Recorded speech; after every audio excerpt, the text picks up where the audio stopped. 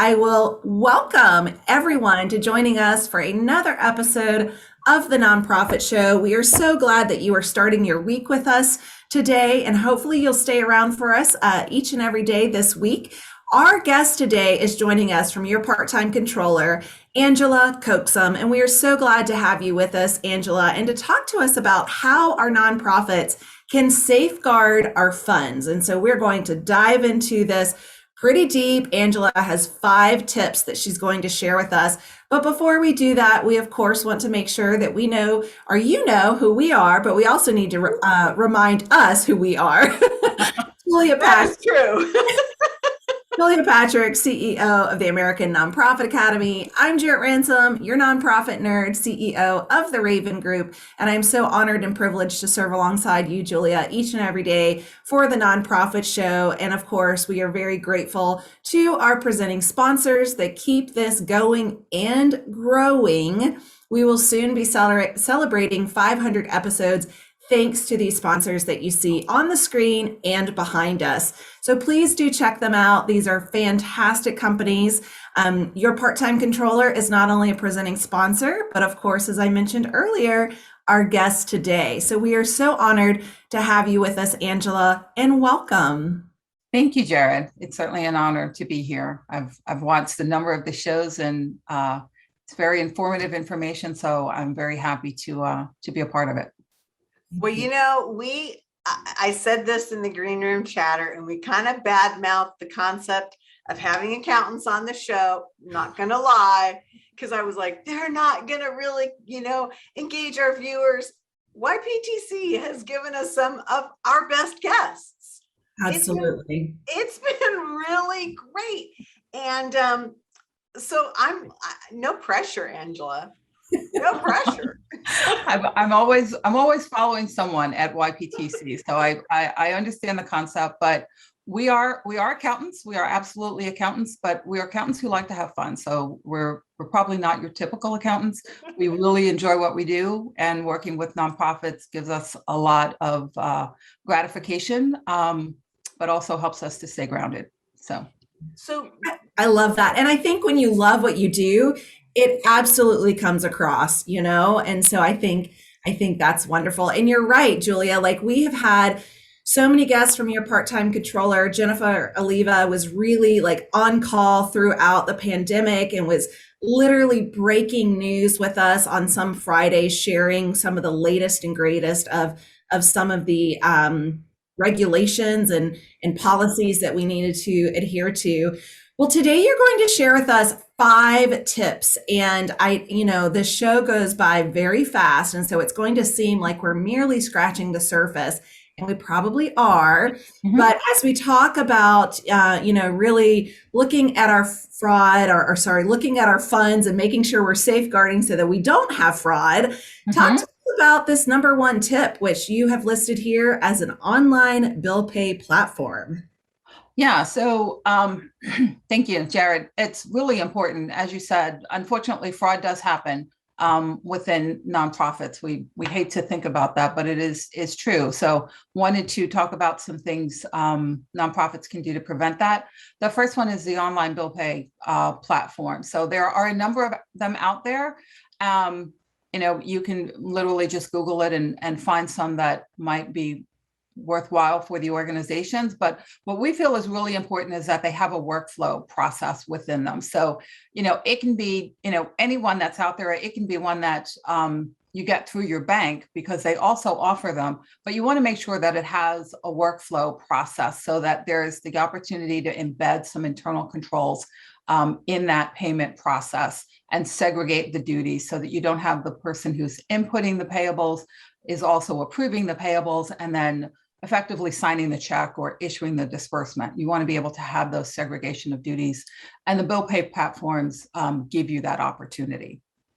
So your team has talked to us about the segregation of duties before, and I was fascinated by that because there's so few organizations, even if they have large budgets, that have that expanded base and that expanded team. Mm-hmm. So I see this as a technology that allows you to have that.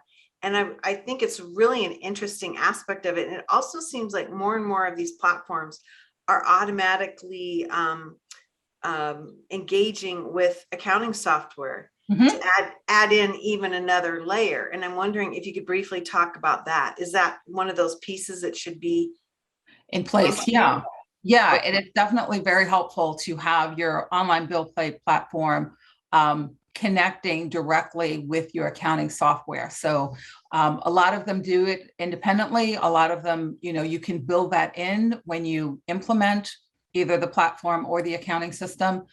So you just want to make sure that you're getting that done, that you are creating that linkage to pull that information directly. So it's pulling it from your bank to your bill pay platform, right into your accounting system. And that way it also creates a lot of efficiencies so that you don't have to redo things. You're not entering information multiple times.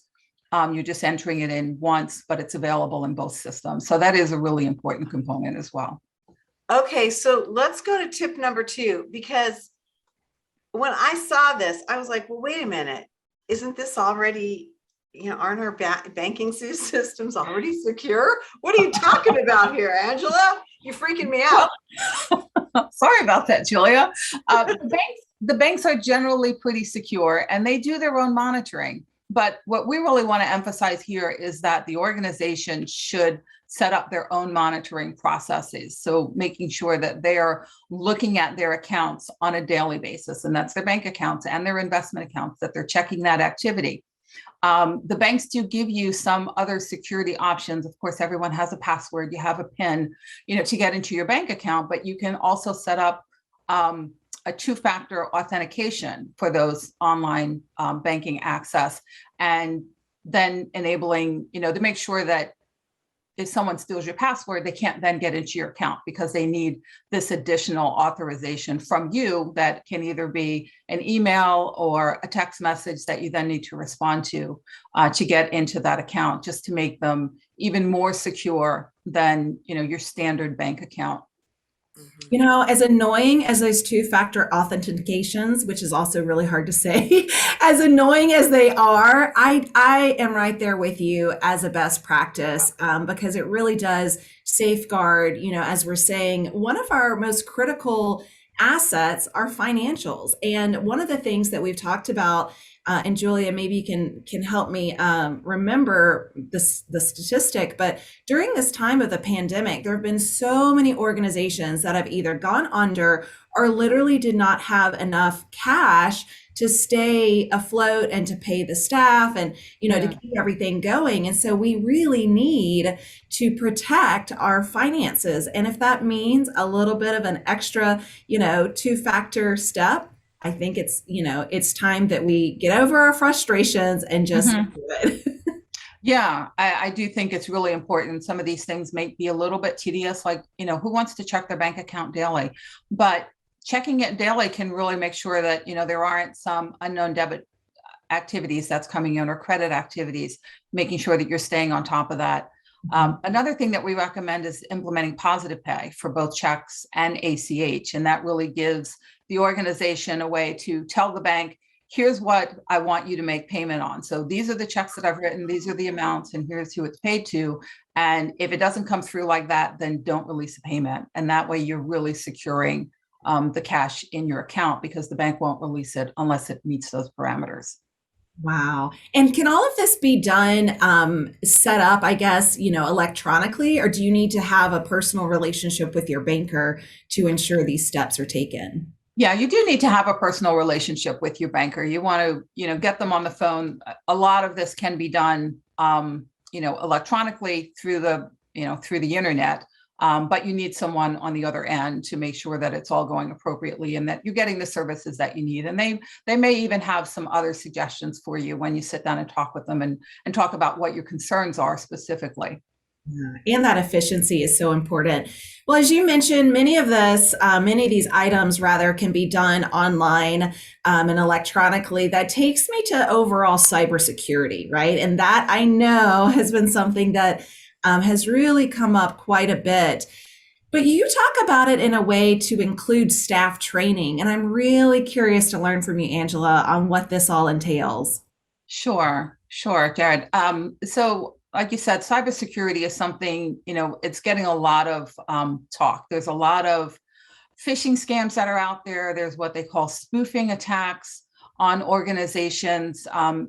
Staff is really kind of on the front line of some of these things because they're receiving the emails, particularly in a spoofing attack where someone is, maybe spoofing a vendor, they're maybe spoofing their boss. So someone might get an email from that looks like it's coming from their executive director that says, hey, I need you to pay this bill. I need you to pay it right now. And here's where I want you to send the money. And, you're frantic because it's your boss and you want to make sure you get things done well for your boss. So you're just, dropping everything and taking care of what came across in that email. And lo and behold, the email isn't even from your boss. It's from somebody else trying to, swindle the nonprofit out of their money. So we want to make sure that people are staying on top of that and really realizing, ways that they can combat that. And education of the staff is really the front line for that. So making sure that there's training in place for your staff on how to look at these emails, how to identify what the schemes are, and where there might be problems. So, checking the email address, checking the spelling, checking even the grammar. Does it really sound like my boss? Is this how he talks? Never clicking links in email or an unsolicited email. Having frequent reminders to staff, and then even doing tests. You can send test emails to your staff to make sure that they're actually following the rules that you set up and not responding to something that's inappropriate. Okay, hair on fire moment. I would have never thought of that, but I kind of like that because I think so often, and Jared, we've talked a lot about this, in the nonprofit sector, we never have enough time. We're just going as fast as we can. A lot of times we're going from one fire to another fire. I can see how in our sector, we're a lot more vulnerable to this because to your point, you're trying to get your job done. That's really interesting. Yeah. And it's also a trust factor. We're trusting people. And sometimes we shouldn't be. But again, when you get that email, you're saying, oh, it's from my boss. I see it. It's coming from his name. And you're just responding to it or her name. Sorry, I shouldn't assume there. That's okay. When you said he, I would say or she in my mind.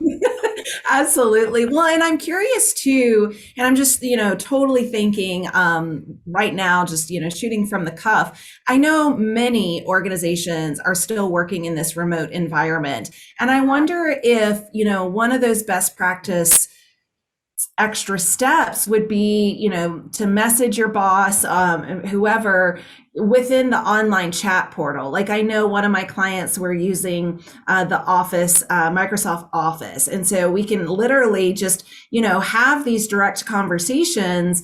So if you see someone online, that's a great time to say, hey, I just got this from you, wanted to confirm, and maybe just have a question to ask, of, is it okay if it goes tomorrow? And then if your boss says, if what goes tomorrow? Yeah. You're like, oh. Yeah, absolutely. I mean, we always advise people to pick up the phone, call them. An online chat is fine as well, but what you don't want to do is respond to the email. Don't send the email back and say, hey, are you sure? Do you want me to send this tomorrow? Can it wait? Because you honestly don't know where that email is going to. It's probably not going to the person you intended. So you want to have that direct contact with them. That is so scary because many of these items I would not have thought would be something to exist regardless, but let alone within our nonprofit sector. So, it's really something I'm not very aware of, sadly, and I need to better educate myself on items like this. Yeah, it's stunning. Okay, now tip number 4, we got to get into this and spend a little bit more time because this is a question, or we've actually had this discussion that has come into our Friday Ask and Answered about the use of organizational credit cards and debit cards. And you are saying eliminate. Okay, talk to us about that. Okay, so the first thing I want to say is debit cards. Never, ever, ever, ever, ever use a debit card. that's linked to your organization's bank account. You don't even want to get them from the bank. You don't want to use them, period. And the reason for that is, again, it's linked directly to your bank account. Those funds are extremely vulnerable. If that card falls into the wrong hands, usually with that, there's only, a PIN and you can gain access. So you never want to use a debit card. But getting to the credit card. So in certain situations, it's okay to use a credit card, but for the most part, we advise our clients, don't use a credit card. You can have a corporate credit card that you use for those online transactions that, have to go through a credit card and they're repetitive and that's all that it's ever used for. But what you don't want at the situation is handing out credit cards to multiple people within the organization, or even having one credit card that sits in a drawer that someone can sign out, or, you hand to someone in the program department and they can go use. That's where you're really, your funds are really vulnerable in those situations. Because again, the card can go missing. Anyone can, take down those numbers and use them at some future point in time.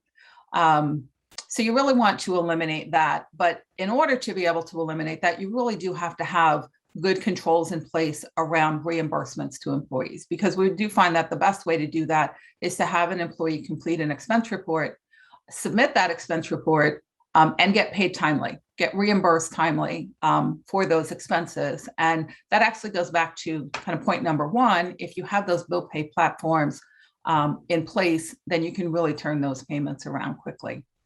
And what does that mean to you? What's quickly? In a matter of a week. I mean, normally our clients are paying, they're paying their accounts payable once a week, once every 2 weeks, at the most. So, if a staff person is using their own personal credit card, you certainly want to turn that around to them within that 2-week time frame before they get their bill, so they can pay that out. Okay. So Jared, I'm thinking about, we've been really focusing, last week was Nonprofit Power Week. We spent with Fundraising Academy just on major giving. A lot of this, now not during the pandemic, but a lot of these discussions are happening over meals or where we're taking our donors out. That seems to me a segment of staff that on a daily basis might be having these entertainment aspects or costs. What do you think, Jared? Yeah, absolutely. And that has been, my career path really within the fundraising department. And so wining and dining, right? Our coffee and tea has really been the main environment setting for conversations. And so really just making sure that the individual has enough funds to do that. And so if we're not using a company credit card, really ensuring that the staff in which you're asking to incur these costs and then get that reimbursement, is really critical. And so back to your point, Angela, with having, these online bill systems that helps to expedite the turnaround so that the staff is not out, waiting 30 days to receive their payment. That's something, that is definitely just needs to happen quickly, I think, for our staff. Absolutely. And if the organization is going to use credit cards, you want to make sure that you have the appropriate internal controls in place. So you want to have good limits, set limits on the credit cards on what they can, how much they can charge on the credit card, making sure that the employee provides proper support. And that's even if they're asking for reimbursement, they should always have support and provide that timely. And then also with the executive director, you want to have, again, the proper approvals in place, and the executive director's credit cards and reimbursement should always be reviewed and approved by a board member, not a subordinate, but always a board member. Interesting. Okay. I've never heard anyone say that. And I think that's really smart. Before we move on to tip number 5, how do you feel about gift cards? I know that, they still have a layer of, issue, if you will, but do you have any sense of that? Is that gift cards are problematic, I guess, in a number of ways. One, again, they can be lost. If you drop a gift card on the ground and it's got $250 on it, the organization is out $250. They can be stolen, they can be compromised. And so you need very, very tight security on them if you are going to use them. But it's much the same as a credit card, because if you're giving it to an employee to pay for some expense, they still have to come back and give you those supporting documentations, and you still have to make sure that they're using it for the good of the organization and not for personal benefit. Right. Interesting. Really. I would have, again, never thought of that. And that's why it's so important, Angela, that you love what you do, because you're able to really educate and inform us on some of these things that maybe, I can only speak for myself, have taken for granted, to say, I would have never thought about, a gift card being misplaced, or, maybe even falling out of someone's pocket, just completely uncontrollably. So that's really important. And I think it speaks to having our internal policies and procedures in place. And I think that moves us to our fifth and final tip. Again, you've had 5 amazing, or I should say 4 so far, amazing tips. And this is the 5th one. And you're going to move us into really, what does it look like for the tone at the top, going into building those policies and procedures to ensure not only security, but, as we've spoken a couple of times, to expedite these charges as well. So how do we look at this, or how should we look at this by way of policies and procedures? Yeah, so obviously policies and procedures are extremely important. Internal controls and documenting what those procedures should be. If they're not documented, you can't expect staff to follow them. So you always want to have them documented, and then ensuring that you're checking in and making sure that staff is following them. But the first item there, the tone at the top, is really kind of where it starts. I mean, it really always starts at the top with the board and with the executive director, with the high level management, making sure that they're following the policies and procedures, because, it obviously everything rolls downhill. If they're not doing what they're supposed to do, others in the organization are going to follow suit. So you really want to set that tone at the top, making sure that they're reviewing, putting the proper approvals in place. As I said before, the ED's expenses should be reviewed by a board member. So having those in place, and really people can follow on from that. As far as specific policies and procedures, again, you want to make sure that they're reviewed and updated on an annual basis. You want to periodically track that people are following them. Julia, we talked before about segregation of duties. You always want to make sure that, whatever the function, whether it's payroll, accounts payable, accounts receivable, cash receipts, that there is an appropriate segregation of duties. And of course, that is difficult in nonprofits, especially when they're small staff. So you really want to take a look at who is doing what and what's the oversight of that. You can get around some segregation of duties issues with proper oversight. So making sure that the executive director is reviewing the payroll register and reviewing the bank reconciliations, things like that can really help. Another one is mandatory vacations. So you always want to make sure that staff are taking vacations, especially those folks in roles where they're handling funds, giving an opportunity, one, to see how things are working, but a lot of frauds can be uncovered in that way, unfortunately. Interesting. Yeah. And again, as we started this episode, we really want to make sure that we are safeguarding our funds.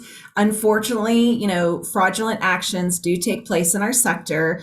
I don't always, share or love to share, but there was an organization I was helping, and I stepped in as their interim CEO, because they had unfortunately uncovered, an embezzlement scenario. And it was so frightful to see that many of these policies and procedures, these 2-step factor that's clearly a word I cannot say.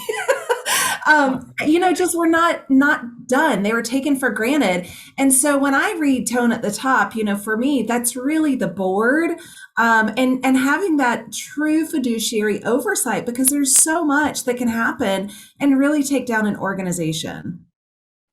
I agree. The board is ultimately responsible, and you want to have the folks on the board who are really paying attention, reviewing the policies and procedures, and asking really good questions of management and understanding what's going on in the organization.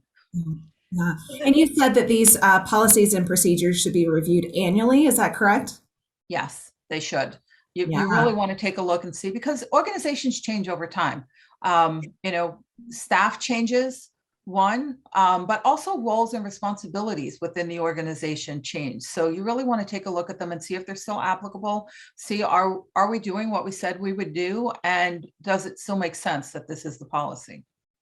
Wow. And let me ask you this, I'm fascinated. I've never heard anyone talk about having a board representation in terms of a review of the CEO's process for the use of these funds. Would it ever be appropriate or possible that you have your accounting firm or your bookkeeping company do that work? Or, I mean, do you see that piece, or how does that work? Because ultimately that accounting firm is hired by the CEO. Right. How does that work? Yeah. So you're talking about the review of the expenses of the executive director. Yeah. So the accounting firm, your auditors, they're independent. They need to maintain independence. So they would not be able to review the propriety, at least on an ongoing basis. They're tasked with doing that at year end for the audit and making an opinion at that point. So they would not be able to step in. Your accountants, if you're hiring YPTC or some other consultant, it's very similar to your staff. Again, hired by the CEO, the ED, or engaged by them. So there's really not the ability to make that review.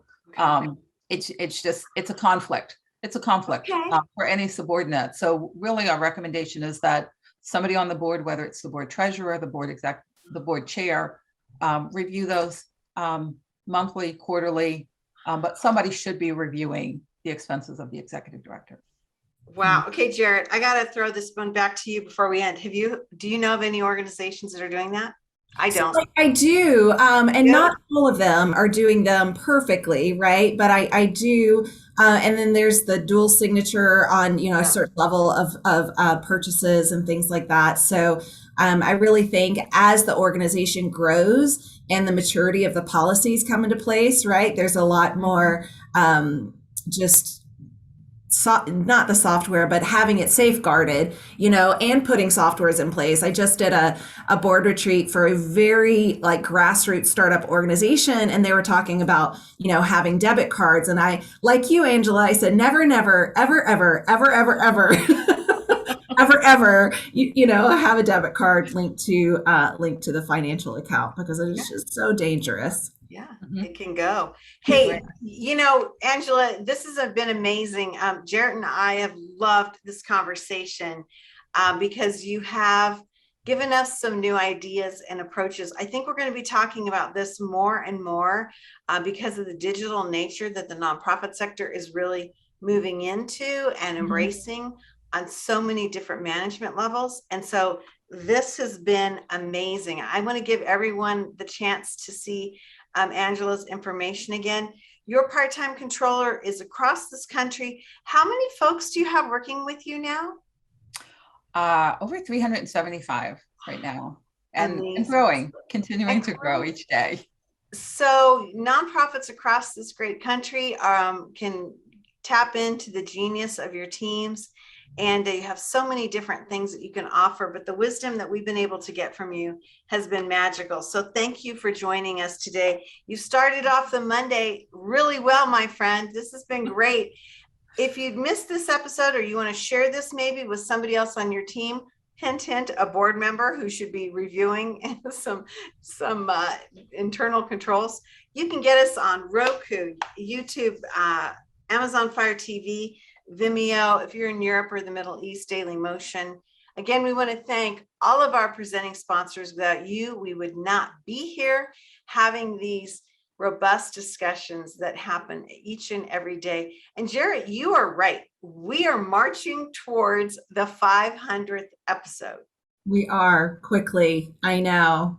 Wow. And it's been a blast. So thank you again to everyone that supported us, all of our guests that, share their valuable time and expertise with us. It's been phenomenal. I've learned a lot throughout each and every episode. Yeah, it's been amazing.